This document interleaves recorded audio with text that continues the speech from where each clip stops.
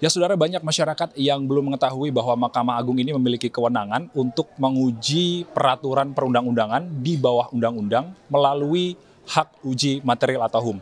Dan penyelesaian sengketa HUM tersebut ini diselesaikan di Kamar Tata Usaha Negara Mahkamah Agung.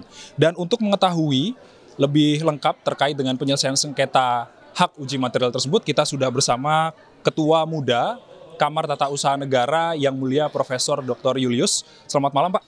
Malam, ya.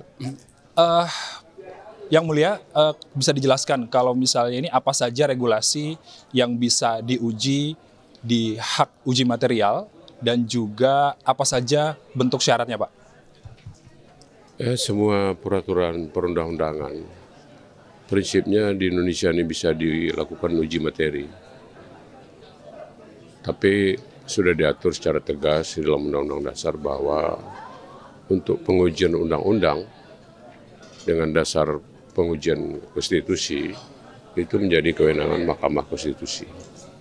Sementara peraturan perundang-undangan yang di bawah undang-undang itu bisa diajukan uji materi ke Mahkamah Agung.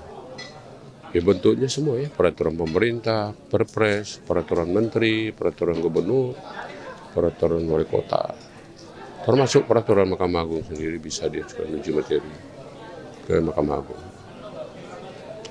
Kalau melihat sistem kamar di Mahkamah Agung, sebenarnya uji materi ini menjadi tugas semua kamar sih. Karena kan substansi yang dikandung oleh setiap peraturan perundang-undangan itu berbeda.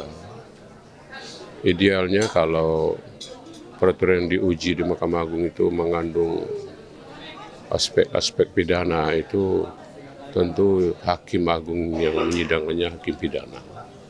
Itu kan akan lebih baik. Begitu juga dengan perkara bisnis misalnya atau perkara perdata biasa. Itu menurut saya akan lebih bagus kalau ditangani oleh hakim perdata. Jadi dalam sistem kamar semua menjadi tugas semua kamar. Tapi prakteknya yang saya tahu selama ini, selalu uji materi itu dilakukan oleh Kamar Tata Usaha Negara.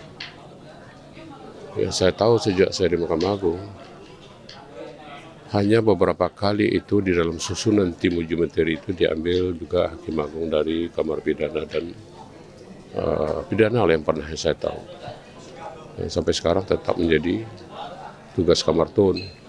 Tapi pembicaraan saya terakhir kemarin dengan Pak Ketua Mahkamah Agung, Yang Mulia Prof. Sunarto, ke depan kita akan melakukan majelis lintas kamar supaya hasilnya bisa lebih baik.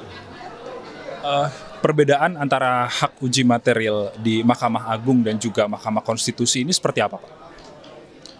Kalau tata cara, pola pemeriksaan, hukum acara mirip. Cuma yang berbeda hanya objeknya aja.